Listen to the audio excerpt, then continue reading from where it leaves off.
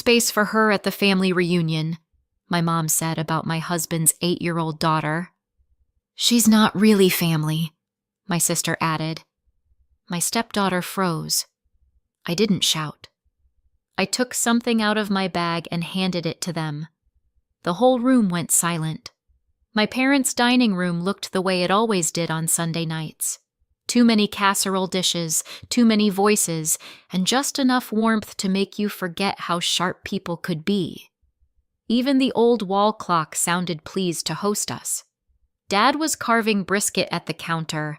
My sister Lauren's 3 kids were arguing over the last dinner roll. My brother Kevin was trying to keep his little girl from smearing applesauce on the dog, and my husband Michael was cutting chicken into smaller pieces for my stepdaughter Sophie because she talked so much when she was excited that she forgot to chew. Mom stood near the sideboard with a legal pad, going over final details for the big family reunion the next weekend, talking about rented cabins, matching wristbands for the kids, a private room at the aquarium, and a giant picnic at the lake afterward. On the surface, it sounded like exactly the kind of thing my family loved doing.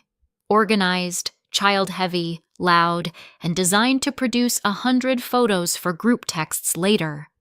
Sophie sat up straighter with every new detail, following the conversation like it was a map opening in front of her. By dessert, she was glowing. Sophie waited until everyone paused for coffee, then leaned over her plate and asked the question in the hopeful, practical way kids ask things when they already assume the answer is yes. At the aquarium, do we get to touch the stingrays? Or is that only for bigger kids next Saturday? She asked. Her voice was light.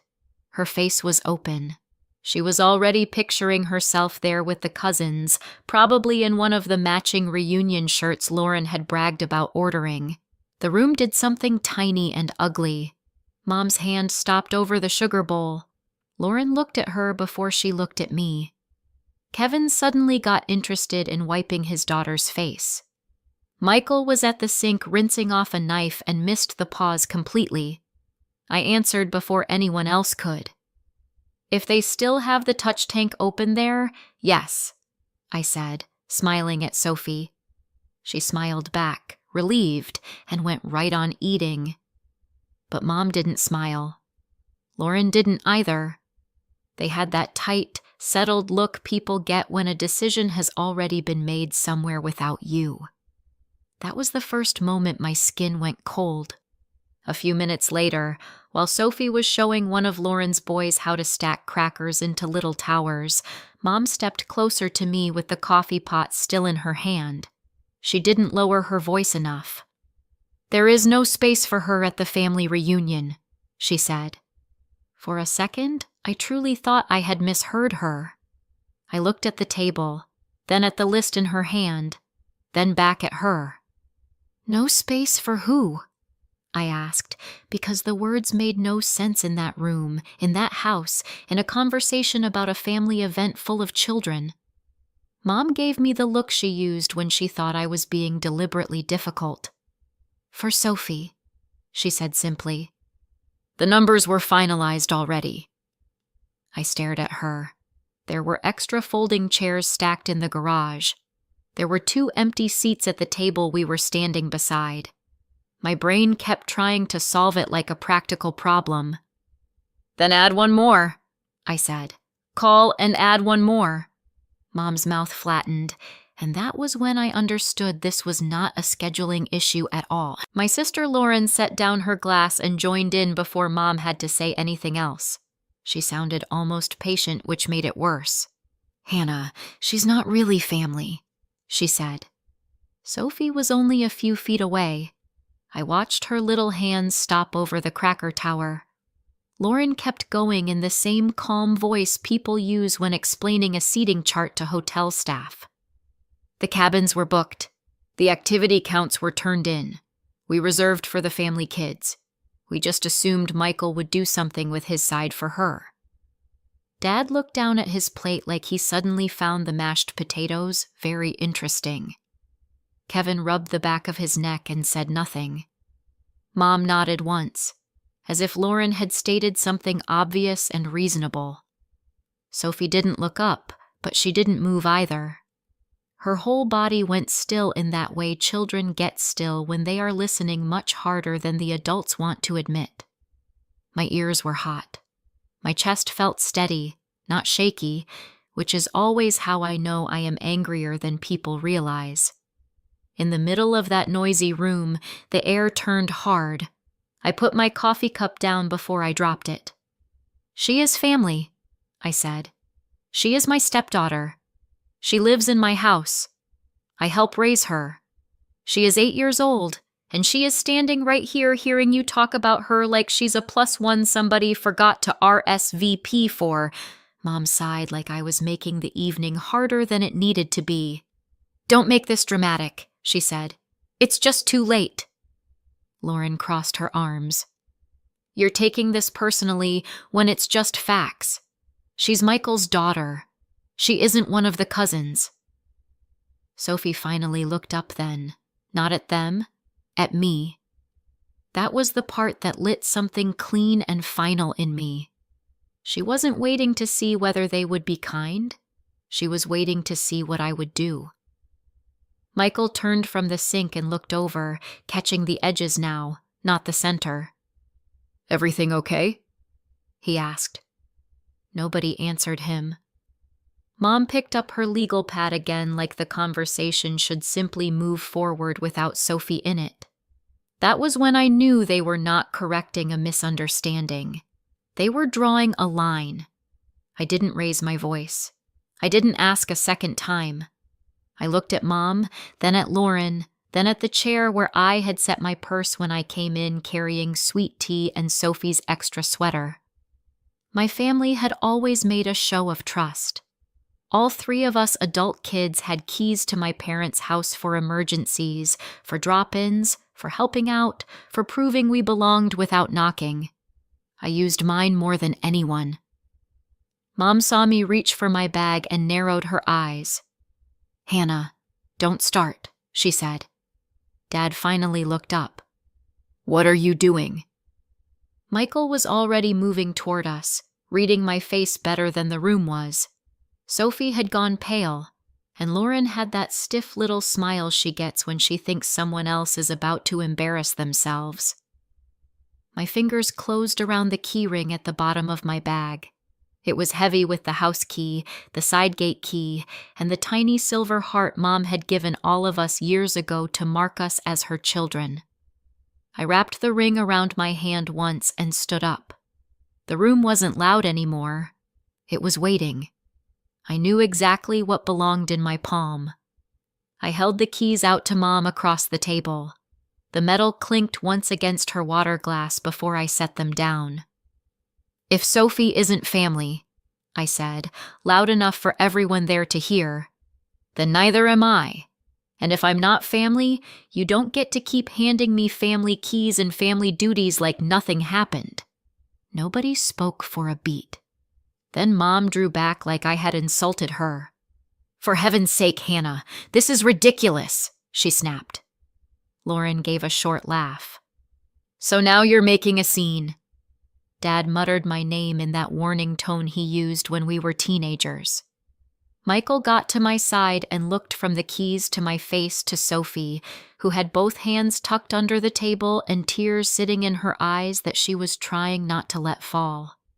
He didn't ask for explanation. "Get your coat, Soph," he said quietly. I picked up my purse. "We're leaving," I said. No one apologized. No one called Sophie back. We walked out with the smell of coffee and roast meat behind us. In the car, once the doors shut, Michael asked, "What just happened?" I buckled my seatbelt, looked at Sophie in the rearview mirror, and said, "I'll tell you later."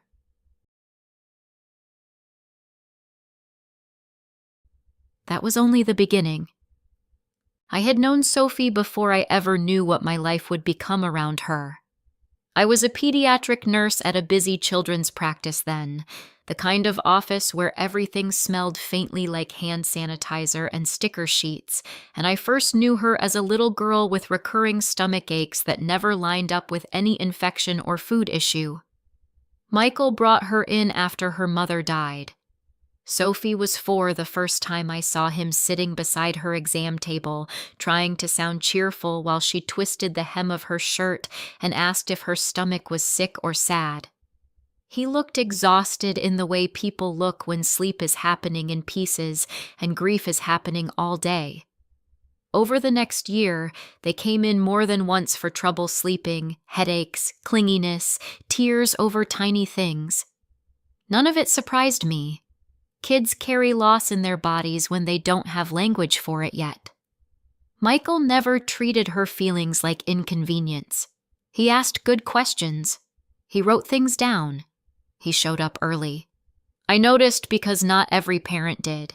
By the time I learned how much of their life had been rearranged by one absence, I was already paying attention to both of them. What changed between us changed slowly enough that I trusted it. Michael started staying a little longer after appointments when Sophie was with her grandmother or at preschool, asking about ordinary things instead of symptoms. A coffee turned into 2. 2 turned into a walk after my shift. He was careful, which mattered to me. He never acted like he needed a replacement mother dropped into his house to fix things. He was already a good father. That was exactly why I kept saying yes to seeing him again. When I finally met Sophie outside the clinic, it was at a park on a Saturday morning with juice boxes, wet sneakers, and no pressure. I never thought of her as baggage. She was part of the shape of him. When she was 5, she started handing me dandelions and asking if I knew how to braid doll hair. When she was 6, I was doing school pickup, learning how she liked her grilled cheese cut and keeping a spare toothbrush for her in my bathroom. By the time Michael and I married when she was 7, I was not a name on legal paperwork. I was the woman reading bedtime stories under the same roof where her mother's framed photo still stood on the dresser. Loving him had never once been separate from loving her. My family was built around kids, which was why the reunion mattered and why the exclusions cut so deep. Lauren had 3 children. Kevin had 1. All of them were close enough in age to Sophie that every gathering was supposed to feel like cousin chaos. Kid tables, matching pajamas, lawn games, sticky hands, noise. On the surface, everyone was pleasant after Michael and I got married. In practice, Sophie never quite landed. At Thanksgiving, Mom handed out matching goodie bags to all the cousins, then smiled tightly and said, "Oh, I guess we ran short," before digging a random pack of gum and a notepad out of a drawer for Sophie. At Lauren's oldest son's birthday party, the photographer lined up just the cousins, and Sophie ended up beside a folding chair until I physically pulled her into the frame myself, smiling so hard my jaw ached. At Christmas, every other child got a personalized ornament from my parents, and Sophie got a generic chocolate tin for the holiday with Sophie written wrong on the tag. Each moment was small enough to excuse. Together, they formed a pattern you could not unsee. What made it harder to admit was that I was still showing up for my parents in every ordinary way a daughter does when a family relies on her.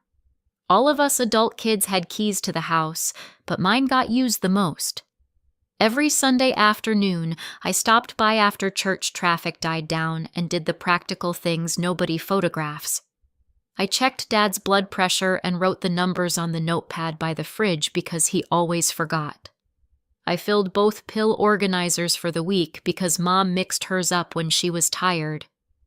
I looked at her swollen ankle when she swore it was nothing, changed simple dressings, told them when something actually needed a doctor, and carried laundry baskets downstairs when Dad's shoulder was acting up.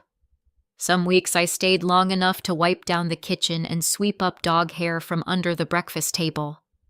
On top of that, I sent them $300 every month because fixed incomes look stable on paper and thin in real life. I never kept score. I never called it sacrifice. I thought I was doing what family did. I was family every time they needed something done. Because of all that, I kept choosing the softer explanation even when the hard one was right in front of me. Michael noticed some of it before I wanted him to. After the birthday photo, he said in the car, "That was weird, right?" And I heard myself answer, "Maybe your timing was off." After Christmas, he held the misspelled tag in his hand and said nothing for a second too long, and I jumped in with, "Mom just gets rushed." I kept bringing Sophie over. I kept suggesting cousin movie nights and backyard cookouts. I kept telling myself that people who love me would eventually widen the circle if I made it easy enough. Mom knew how to control a room through logistics, invitations, schedules, and who got counted in advance. Lauren knew how to back her up without ever sounding loud. I knew all of that and still kept trying because the alternative was admitting that the child in my home was being measured and found optional by the people who called themselves my family. So when Mom said there was no space for her at dinner, it was not new. It was just the first time they said the quiet part out loud.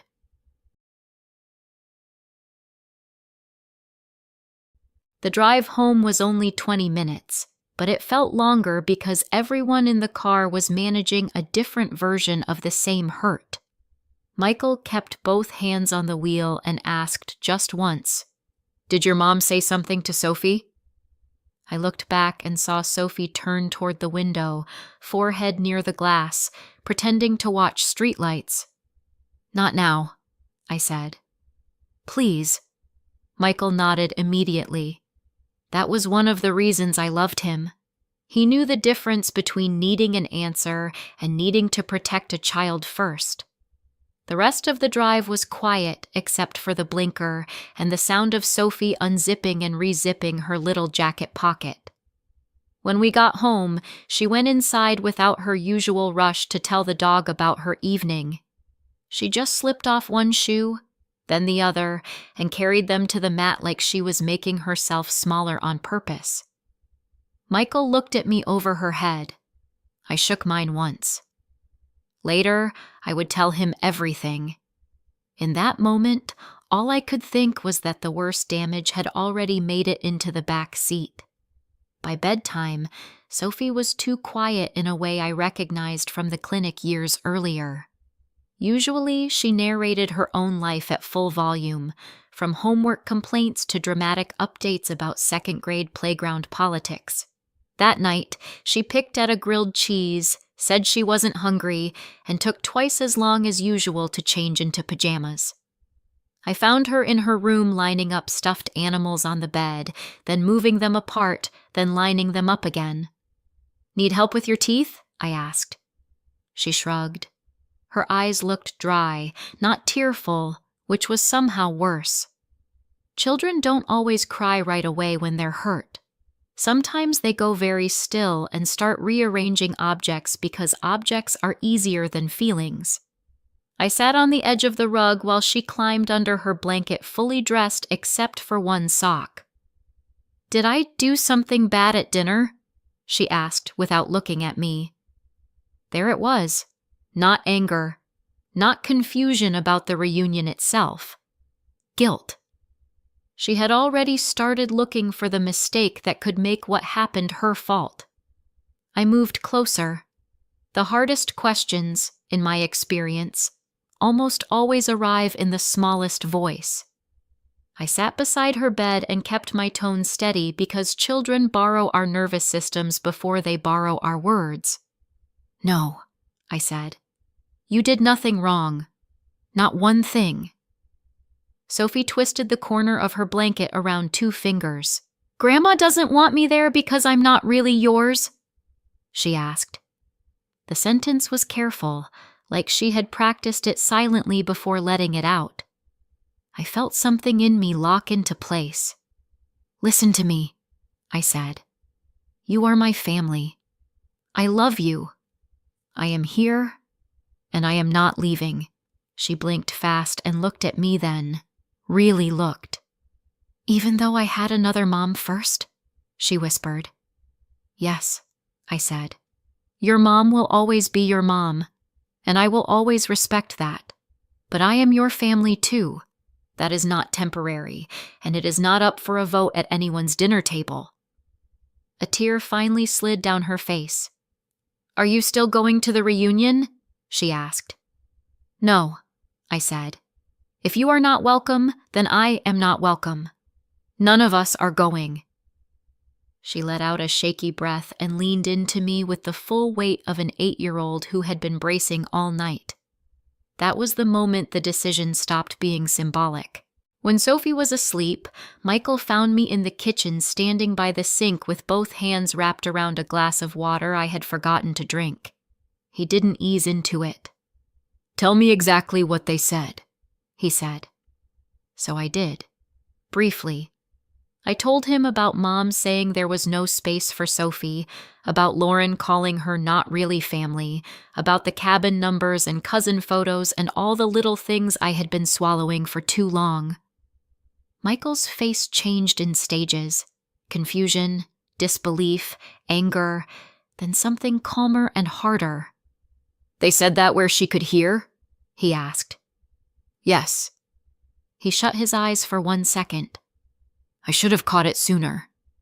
You were at the sink, I said. This is not on you. He took the glass out of my hand and set it down before it slipped. You did the right thing, he said. Every part of it. The keys, leaving, all of it. Then he added, we are not negotiating with people who make our kid feel disposable. He said our kid without emphasis, like it had always been the simplest fact in the world. I had expected him to support me. I had not expected how quickly he chose us over keeping peace. I opened my laptop at the kitchen table while the house was finally quiet. The first thing I canceled was the automatic $300 transfer to my parents. It took less than 30 seconds. The second thing I did was log into the shared event account Lauren used for family bookings and pull back the unused amount I had sent toward reunion costs. Only my portion, nothing extra at all. Then I opened a new message to Mom and Dad and typed exactly what I meant. I will not be coming by on Sundays anymore. You will need to arrange help for medications, checks, and anything medical going forward. I am no longer available. I did not add adjectives. I did not explain morals to them like they were children. Michael stood behind my chair long enough to read the screen, then kissed the top of my head and let me send it without editing a word. The room stayed still after the messages went out, but I could already feel the shift they would create. Returning the keys had been symbolic. This was practical. This was measurable. Quiet decisions make the loudest cracks. The calls started inside an hour, and none of them were from my parents. My sister Lauren called first, her voice sharp enough to cut through the speaker before I even said hello. How dare you pull money out after everything Mom already paid for? She demanded. How dare you call my stepdaughter not family? I answered. She talked over me about non-refundable deposits, disrespect, and me punishing our parents because I married a man with baggage. I ended the call. My brother Kevin called next, trying for reasonable and landing on cruel. You know they count on you, he said. You can't just walk away because your feelings got hurt. I said the same thing I had said to Lauren. This is not about my feelings. You all chose this when you said Sophie wasn't family. I will not keep serving people who reject the child I'm raising. Dad sent one text. Your mother is very upset. I put the phone face down. Then I told Michael to get shoes on Sophie, and we took her out for late pancakes at the diner off Route 9, the one with chrome stools and too much whipped cream. She laughed when Michael made a syrup mustache to match hers. By the time we drove home, I was no longer angry. I was finished.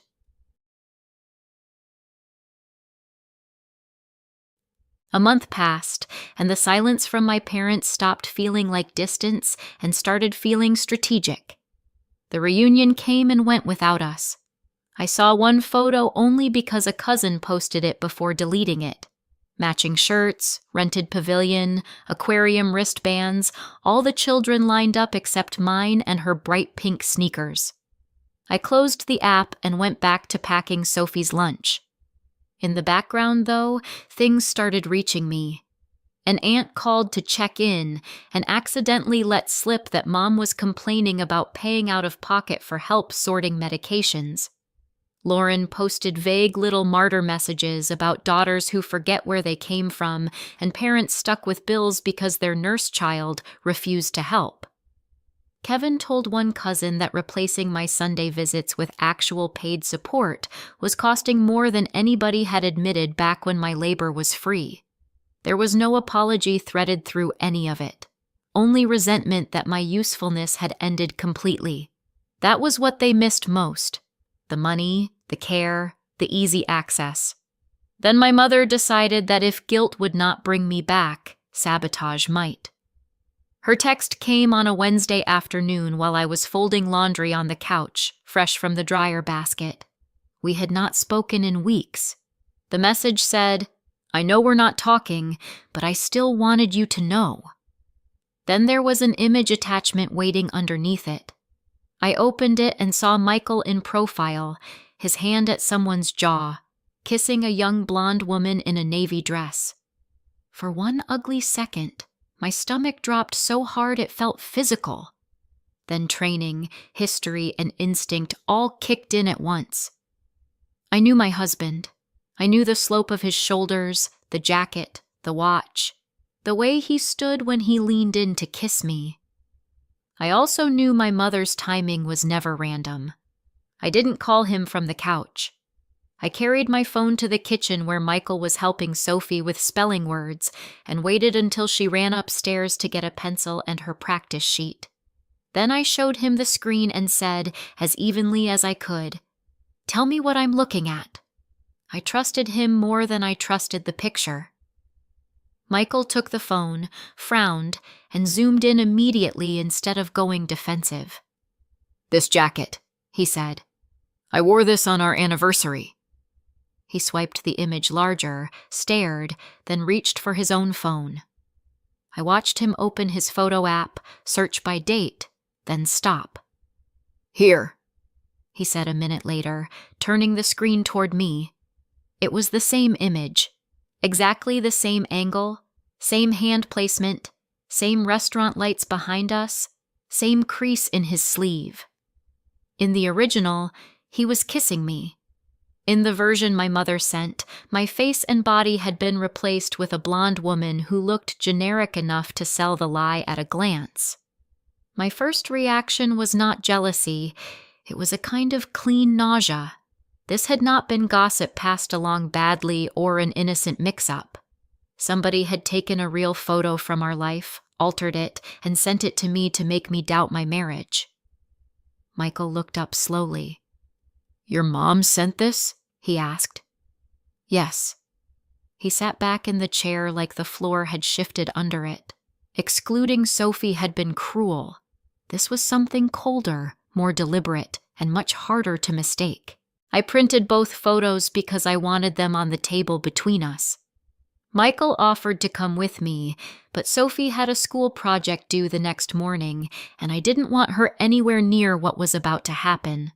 So I drove to my parents' house alone and knocked until Dad opened the door. Mom was at the kitchen table. I put the altered photo and the original side by side in front of her. "Did you try to break up my marriage?" I asked. She looked at them, then at me, and had the nerve to lift her chin. "I was trying to protect you," she said.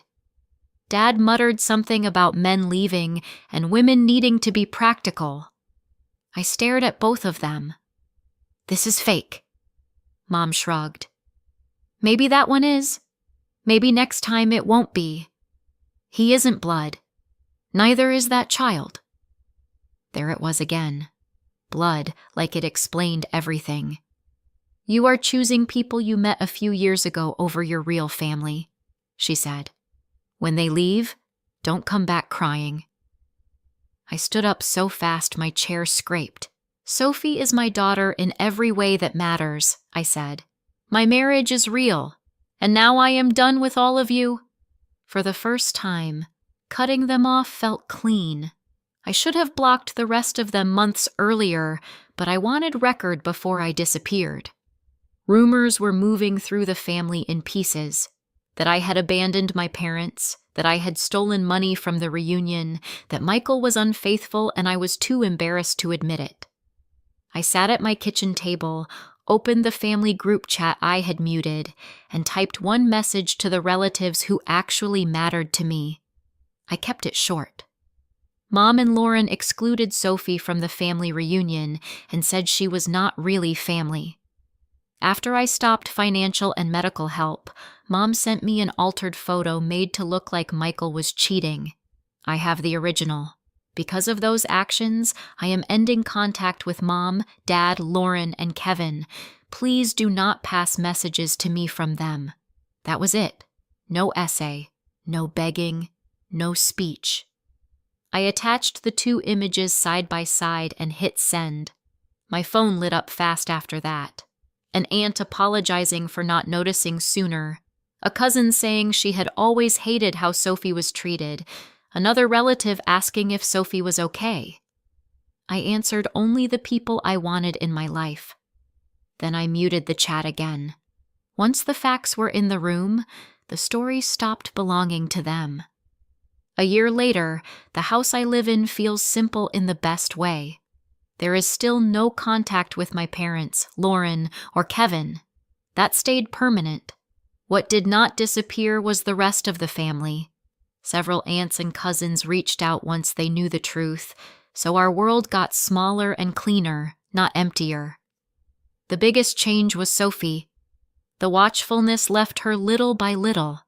She stopped asking where she fit before every holiday. One Saturday morning, after she skinned her knee on her scooter, she ran into the kitchen yelling, "Mom, I need a Band-Aid!"